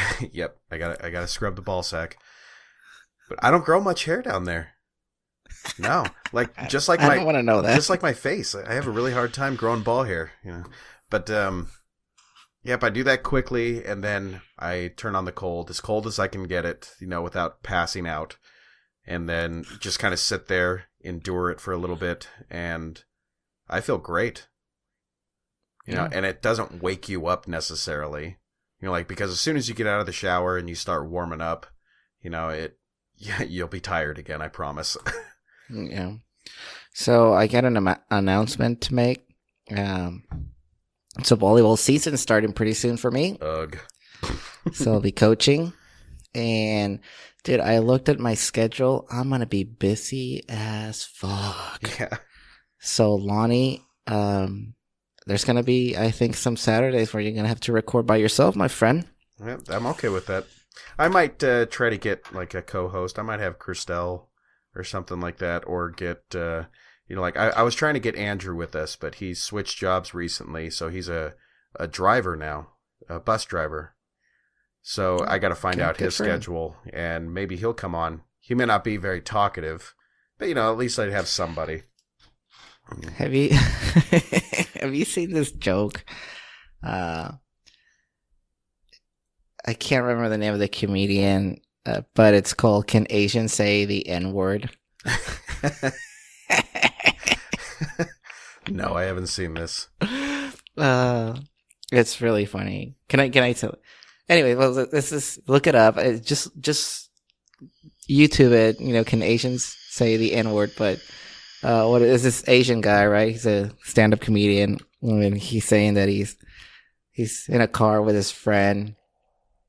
And he's like, oh, the song starts, and he's like, oh man, turn that up. I like it. And he's like, fuck the police.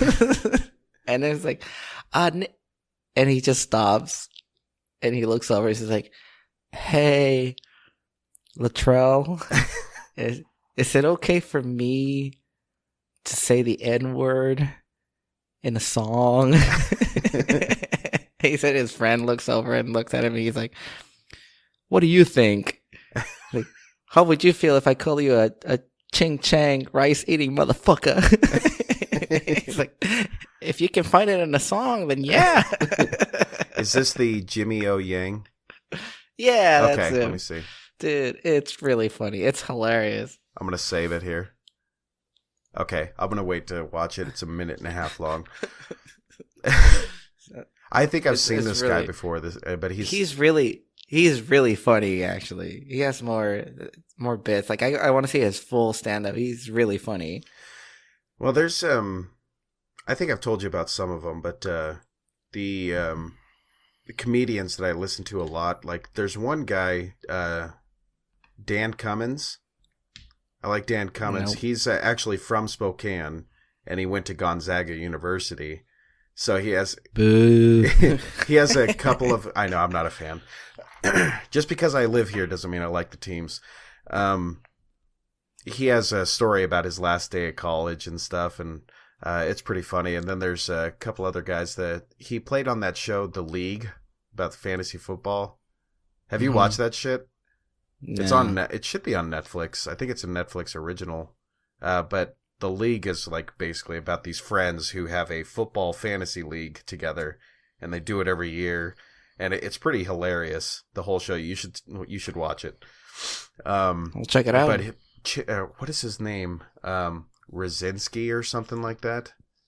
He's been in a couple shows and movies. I'm trying to think of it, but it's also God. I'm trying to think of the other comedians that are in it. Shit. What's his name? Do you remember that show Human Giant? I do. There's a couple of guys from that in there. Okay. So, dude, that was a funny ass show back in the day. Whatever happened to it? I don't know. I think it was just kind of like over the top too much for some people back then. Like right now it'd be hilarious. But I remember my favorite one was the hardest part about rollerblading is having to tell your parents that you're gay.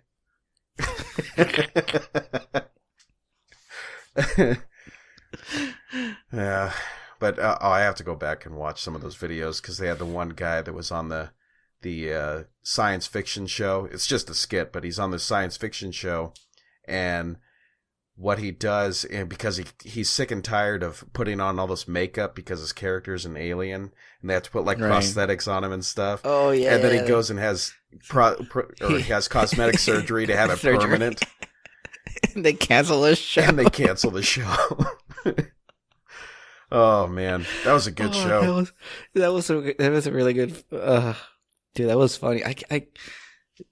I gotta watch it again. Yep, that one was fucking hilarious. Or you get a free tank of gas if you can drink a gallon of gasoline or something. He's like, I don't have a car. Just. And then the doctor, he's telling you all the reasons why you shouldn't drink gasoline, and then he's like, hang on, I'll be right back. And then he starts drinking the gas, and he fucking dies. Yeah, good show. It's a really funny show, man. I finally got to the my foundational courses in school, so I'm just doing my networking and IT stuff now. So Good for you. That makes me happy. No more of that general ed bullshit. My last few courses were math. So, of course, it's like, you can do it, but it's so labor intensive. How much more do you have? I think let me see, with the elective that I have to have at the end of my term is September, like the middle of September, then I'll be done. Nice. So not too long. I mean, shit, we're already halfway through January, over halfway through January. Yeah. Goes faster the older you get. It does, actually. Dude, this last Christmas just breezed by. I'm still toying with the idea of, going and doing a master's, so. Yeah. It's not a bad idea. And like I was telling some guys at work, because they're older gentlemen and they have kids that are getting ready to graduate high school. And they were telling me about how their kids don't really want to go to college because, like the stuff that they're interested in, there's no like real field to like just get into. And I'm like, well, what do you mean? Like video game designer or something? I'm like, because you can go to college for that. I mean, that's a pretty big thing. And they're like, no, it's like more like trade skill stuff. And I was like, dude, you can get paid a lot of money right now doing a trade skill. And you don't even have to go to college for it. You just go get your certificate. Like, tell them that. And I think that's something that a lot of people don't know about is like welders and carpenters and like inspectors. Those guys can make a fuckload of money. Yeah.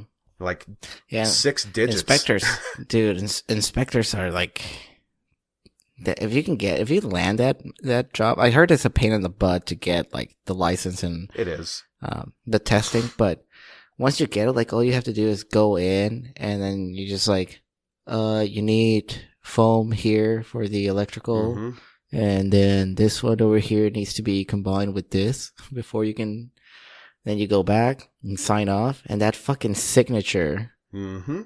It's like $3,000. Yeah, and it's like fuck. And I was looking at it, and like a traveling inspector, like guys that go and inspect hotels and stuff when they start up, like to check like the same thing, like check the electrical, the plumbing, all that stuff, foundation.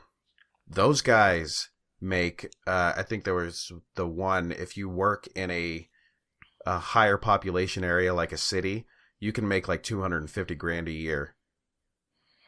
Like, are you fucking kidding me? And these people don't have degrees.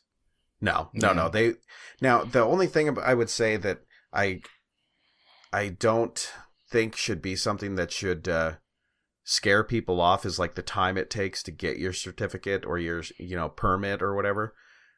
I don't think that should scare you off from getting it, because you have to think, like, how much time are you going to put into school for a degree? Yeah. Well, there's a joke. If you ever want to listen to like clean comedy, but at the same time like really good information, you can find him on YouTube. His name is Dr. Murray Banks. Oh, I know. He's I know Dr. Banks. Yeah. Yeah. Psychologist during 1950s. Mm-hmm.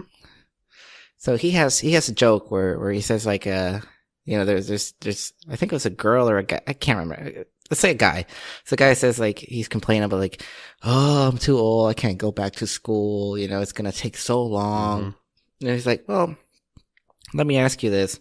If you go to school right now, how long would it take for you to get your degree? He's like, oh, it'll take me 6 years. And how old are you right now? He's like 40. So you'll be 46. He's like, yeah. So how will you be in 6 years if you don't go and get your degree? 46. Yep. How come the same? It's like, how come the same? Yep, that's basically it. Just take the time. And that's, like I say, with trade skill certifications and stuff, I guarantee you it takes less time than getting an associate's degree. It's just, I'm not saying it's easier, because it's not. Like you have to actually learn the skills. But you can go to classes, and those are cheaper than going to school.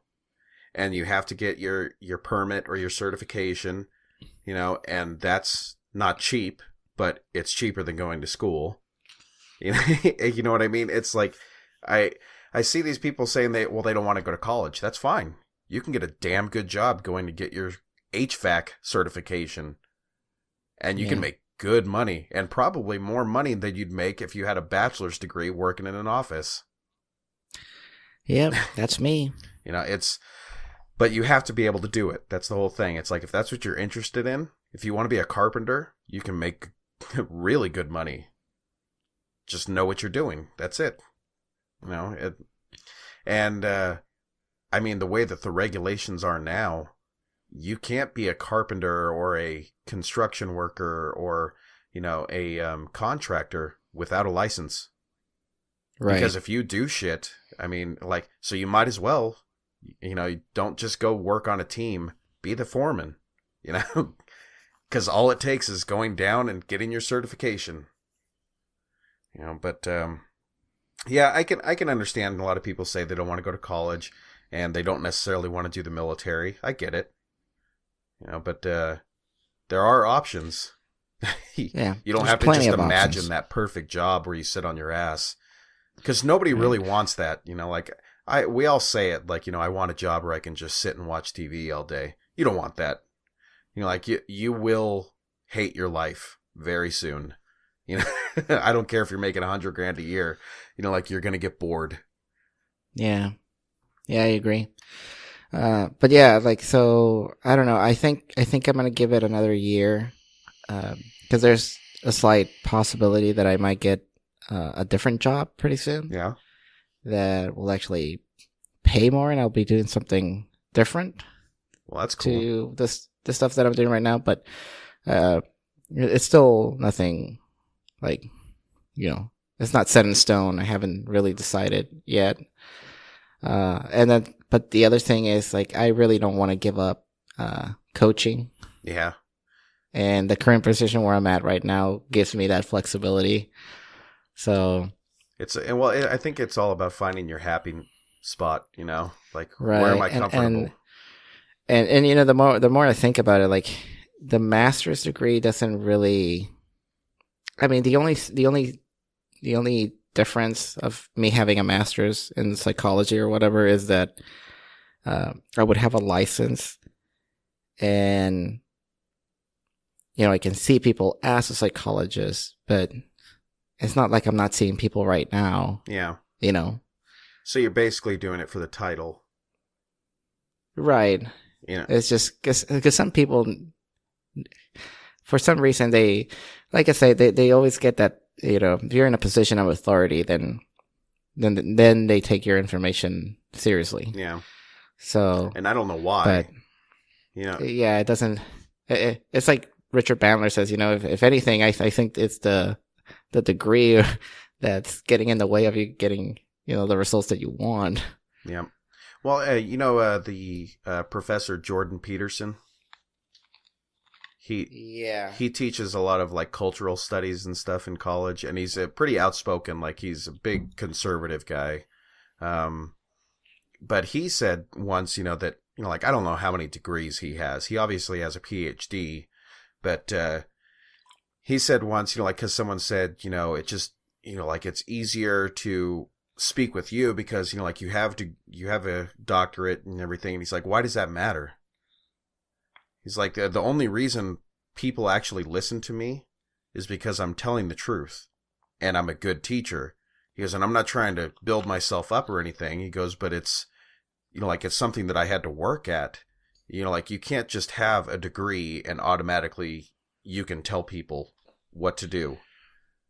Because you can have a PhD and be a dumbass. There's tons of them out there. Yep.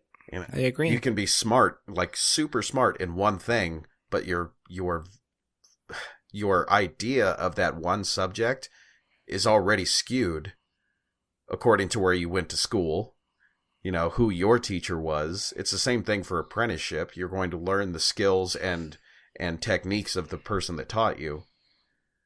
So it's up to you to, make yourself who you are.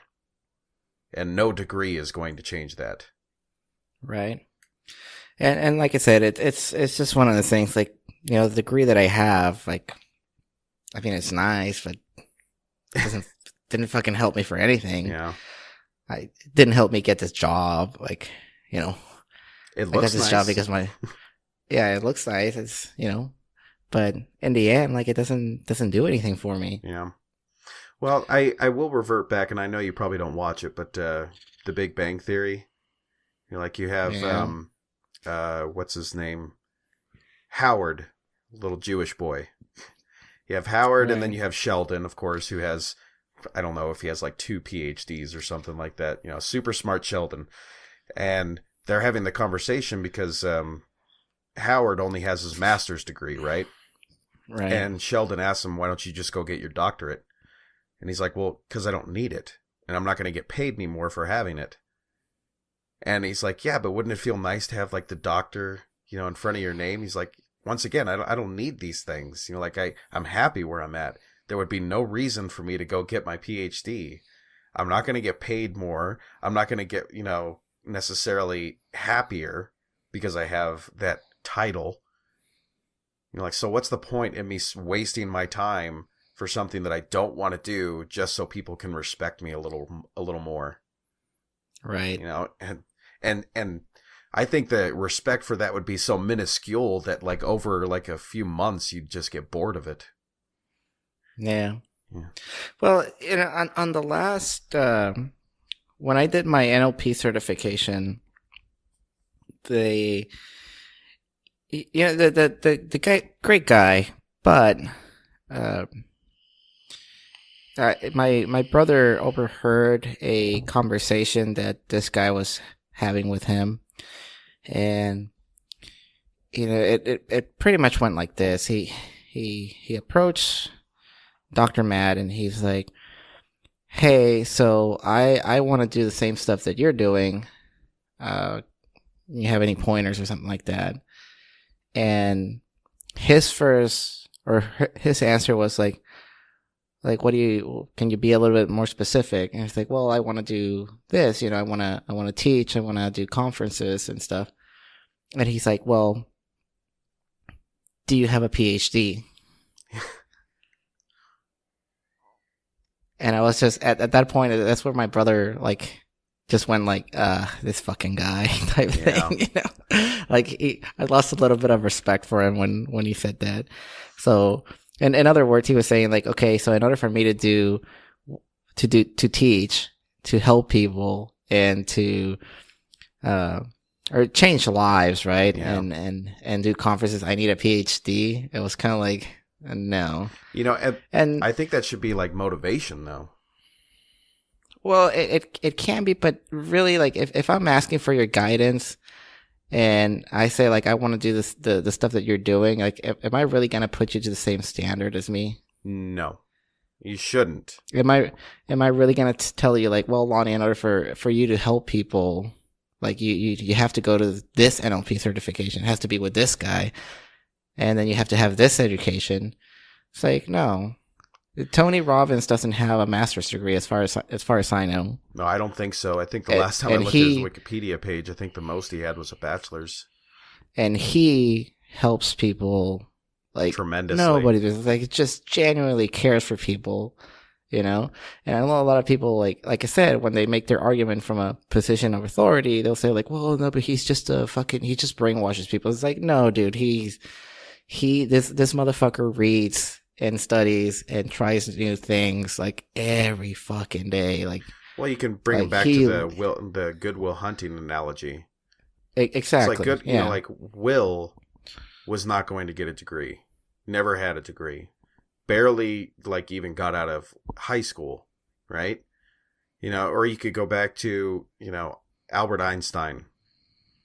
It's like, why has it become a thing where, in order to take someone's thoughts and opinions as a teaching point or something of wisdom, like they have to have a title?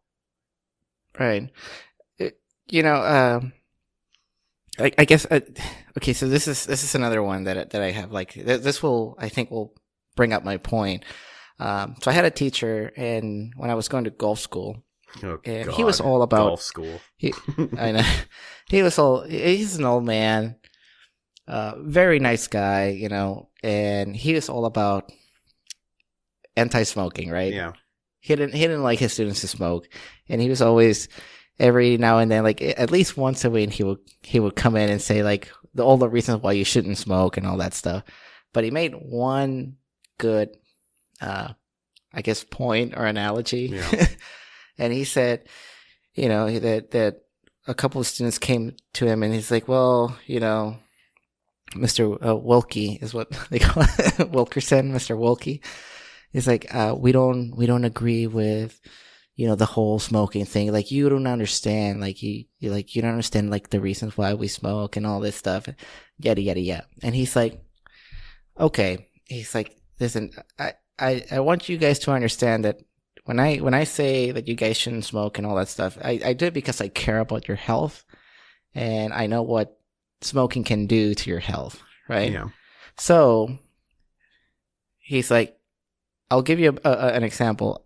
I know for a fact that chlamydia is bad. Yeah. But I don't need to go get chlamydia to understand or to be able to say to you that chlamydia is bad. Exactly. So that's a good I argument. rest my case. It's a good argument. You know, it's the I mean, there's so many applications for that. Yeah, I know, but how brilliant was this answer? You know, and it's true. But you know, he would always say like, yeah, I respect your decision. If you smoke, then yeah. But you know, as a teacher, as a father, as somebody who knows or seen relatives died because of lung cancer, that they linked it to smoking, then, you know, like, yeah, I'm gonna say like, hey guys, like, if I can help you, yeah, you know. Well, I hate that some people take that as a condemnation. You know, like, you know, someone just saying things like that, like, you know, saying, hey, you should stop smoking. It's terrible for you. You're gonna die. You know, like taking that as a condemnation and saying, hey, you're a bad person because you smoke, or hey, you're you know, you make shitty decisions because you smoke. And that's the thing. Like, I never took it as he was trying to impose his beliefs upon you. Like, you know, like it never felt like he thought of me as a piece of shit because I smoked. Yeah, but you know, people these days, they'll take anything. Like I'm pretty sure that the people that approach him, or the students that approach him with this argument, that's how they took it. Like, you know, like, you're attacking my bubble here because I smoke. Like, you think I'm a piece of shit, and it's like, and he's like, no, that's really not the case. And hence that chlamydia story. I thought it was hilarious. How do you argue that? You know?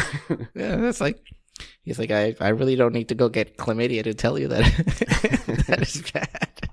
Are you sure? Because I was going to go get AIDS this weekend to see how bad it was. But yeah, man. Crazy. So don't smoke, kids. Don't smoke. It's a death spiral. Well, before we get out of here, like I told you during the week, you know, like I was looking at our numbers and the downloads for certain episodes. Like, and we get our highest download rates for all of the interviews. Like, all of the guests that we have on, those typically are the ones that get downloaded the most. So we do hear you in a way.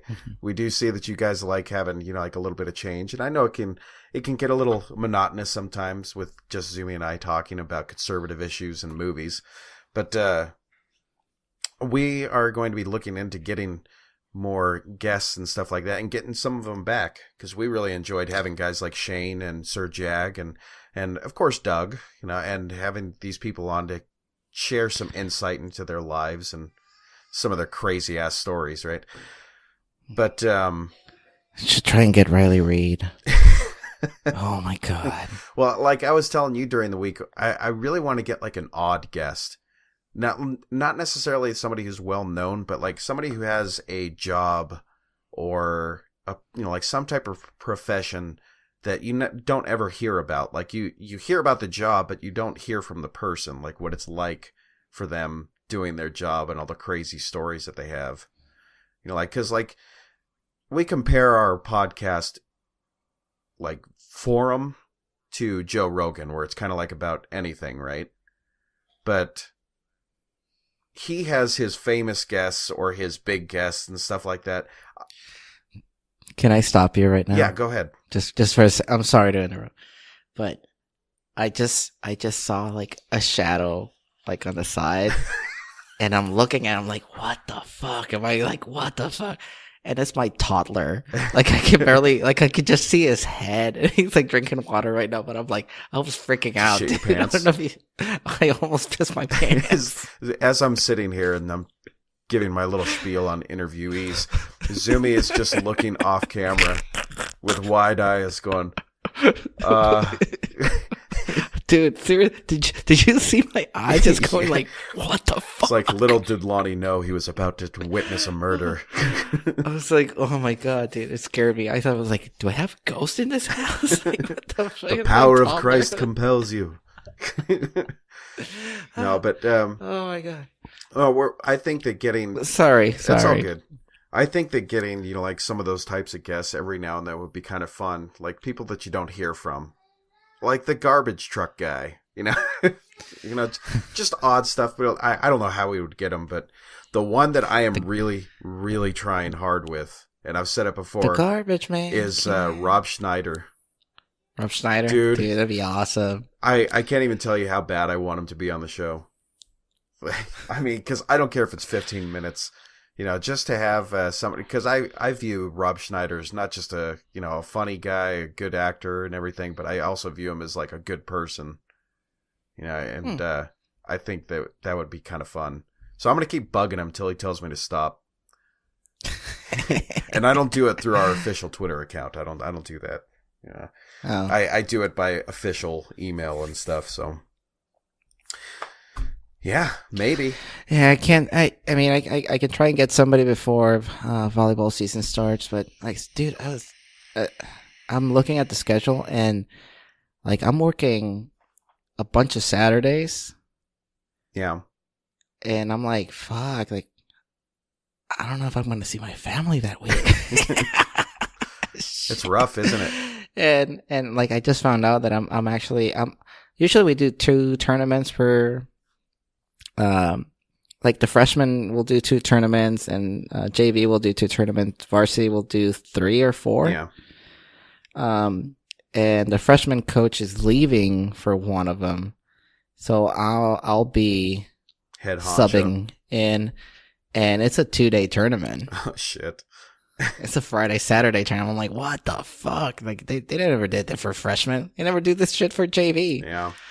But I'm stoked, dude. I don't know if I told you, my team, I have a kid right now. Well, or last year, like I knew of him last year and he was 6'4". Oh, sweet. He's like, and then we just had a meeting a couple weeks ago and they're like, yeah, your 6'4" kid is now 6'7". Oh shit. He's a fucking tight end. He's like, I think you guys are going to do a varsity tournament this year. I'm like, bring it. And yeah, the varsity tournament is the same day as the La Jolla tournament. Yeah. So I'm like, we're defending champions. So do you guys study film? No, we don't do that. Oh, why not? Teams like places like Torrey Pines and La Costa Canyon, Carlsbad, they do that kind of shit. Like we don't. You should just do it like, a little bit. We don't like this, but here's the thing. Like this is how good our program is. Like we don't even force kids to just keep playing volleyball. Yeah. Like the only time that we get them is the only training they get is during our season. And if they do club. Yeah. Because it's volleyball's fucking expensive, dude. Yes. And if they do club, then that's good enough for us. Yeah. But we're not forcing them to to like, oh no, you got to stick with volleyball for. It's like, well, no, have you ever like, thought like go do other sports? I know it's not like, you know, college level. I understand that, you know, it's not like something that's like your full-time job and everything, but could you do that? Like, could you ever look at film from another team? Like, are you able to have that kind of access to other teams? I mean, I can send parents to take film of games and stuff, but it really, I don't see any benefit of it. I do. At least not in our level. Maybe for varsity, yes, but we usually watch. We have enough time to go watch them play if we really wanted to. So. Well, yeah, I was just thinking like that could give you the edge, just a small one. I did a lot of hypnosis with my team last year. Oh yeah, yeah, and I think that helped a lot. It helped a bunch of kids a lot, like even like off volleyball. Yeah, like I actually have them help me do inductions. Very nice. And like it was really nice for them to come in like the next day and be like, "Coach, your thing worked. Like I score like B- or whatever on my mask. Like I've been like in the C's." Like, yes. It's like, yeah, that's what I like to hear. So, and you don't need a degree to do that kind of stuff. No, I'm not saying like, you know, all the stuff, but you know, you don't need a degree to help people. No, you don't. You really don't. And and like I said, this year, we're gonna do a little bit more. Like I only did 2 sessions with them. This time I want to do some more stuff that I've learned on this past certification that I did. Yeah.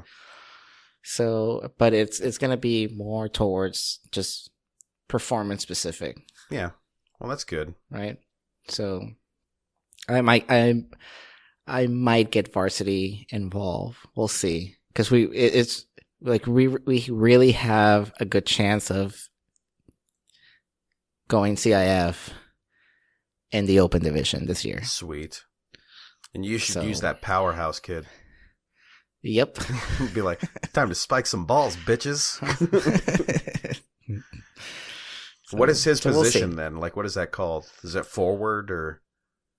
Well, it goes by right front, middle front, left front. Oh, so just positioning on the court, right? Okay. Or you can always go outside hitter, opposite, or middle hitter, or setter. Yeah. It really depends on who is doing the. Like I'm not used to saying like left back or left front or whatever. Yeah. I go out. I'd say outside hitter, middle hitter, or opposite. Okay. Okay. And you guys have plays just like any other sport. You like your setups and all that stuff, and they're a little bit more difficult. So we have two types of play. So it's either in system or out of system. Yeah. In system means you get a perfect pass, and your setter has all of the options. And by options, I mean he can set it to the outside, he can set it to the middle, he can send it to his oppo, or he can set it back row. And off system is when shit goes awry. Right. So the ball didn't make it to like the I call it the setting position. So it didn't make it to like its normal in system target. So the setter's like scrambling or running. So it's like he the has football equivalent less would options. be, you know, you got your like say you go initially in with like a slant route, and then you see something on the line as the quarterback, so you call hot route and, you know, change up to the next play or something. Right. I gotcha. I just have to associate it with shit I know. Well, that's cool. So yeah, so we'll see. Yeah, but I'm really excited, and you know, like I said, I have a stacked team. So nice. Well, I'm happy for you. You got to tell me all the stories. I will. I love sports stuff and all the technicalities that go with it. But yeah, now I just got to figure out the title for this podcast, which is going to be difficult since we talked about movies and taxes and just a bunch of other shit. Bunch of dirty stuff. Yeah. Maybe I'll call it, since we talked about Blade Runner a lot, I'll call it Raid Blunner. No. Or Go Pats. I'm pretty sure you'll figure it out. I can't call it Go Pats because what if the Pats lose tomorrow? Then I'm going to feel bad putting it up on Monday. You know. We should call it Epic Fail. Oh no. For the Rent a Friend thing, you know. Yeah. Okay. Well, I think that's about it. I'm going to go take care of the wife and do a little dance, make a little love. You know, just get down tonight. Stupid. All right, buddy. All you listeners out there, we will get back to you. Why don't you guys start sending in some questions, some comments, and we have a Patreon account now. I created. I don't know if I created it. Well, if you make sure, just go ahead and make sure you got it. I will set up the link, and I'll set up an embedded link onto the website on Facebook, Twitter, I'll do all that stuff. And one of these days, we're going to have to get a social media manager or something. Hey, I'm working on the promoter, so after tax season, we should get our marketing plan set up and whatnot. Yeah, it'd be nice if, just had an automation of some kind. Where it just, boom, tweets out, and then Facebook posts and all that shit. It's just done. Yep. But, get some people from, India. I don't know. Korea. I hear that's hot right now. Is it? I have no idea. Oh, speaking of hot, dude, one of the bars down here in Rosarito, you've been down here, right? You've been to like Papa's and beer and all that stuff. Did you ever go to Iggy's? Yes. Iggy's burned down. What? Yesterday. That's like one of the best places down there. Iggy's burned down, dude. Whoa, what happened? There's nothing.